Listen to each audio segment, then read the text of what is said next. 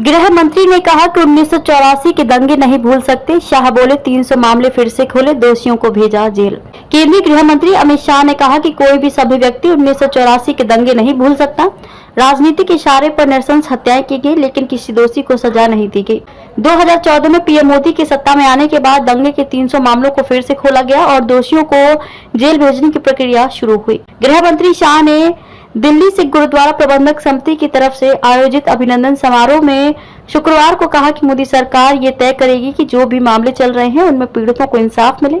मोदी सरकार ने ही पहली बार 3,328 पीड़ित परिवारों में से प्रत्येक को 5 लाख रुपए देने और जलियांवाला बाग स्मारक को फिर से गौरवान्वित करने का काम किया है। मानवता के लिए सिख गुरुओं के बलिदान की बराबरी नहीं। शाह ने कहा कि मानवता और देश के लिए सिख गुरुओं के बलिदान की बराबरी कोई नहीं कर सकता। सिख पंथ के अलावा ऐसा कोई दूसरा पंथ नहीं जिसने 10 पीढ़ियों तक आक्रांताओं के अन्याय के खिलाफ संघर्ष करते बलिदान दिया हो। औरंगजेब के अत्याचार के खिलाफ कश्मीरी पंडितों की मदद के लिए सर्वोच्च बलिदान देने वाले 9वें गुरु तेग बहादुर को देश हमेशा याद रखेगा।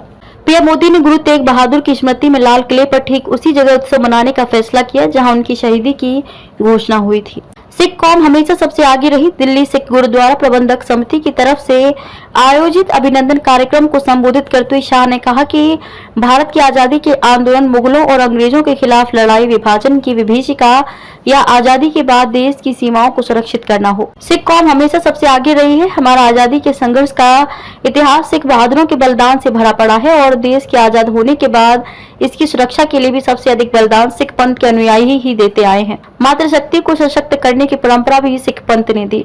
शाह ने कहा कि मातृशक्ति को सशक्त करने की परंपरा सिख पंथ में माता खीवी के लंगर की सिखों से वर्षों पहले शुरू हुई। इतिहास में भी ये दर्ज है कि सिख पंथ से निकली मातृशक्ति से न केवल आजादी के आंदोलन में हिस्सा लिया बल्कि देश को आगे बढ़ाने में अहम योगदान दिया है।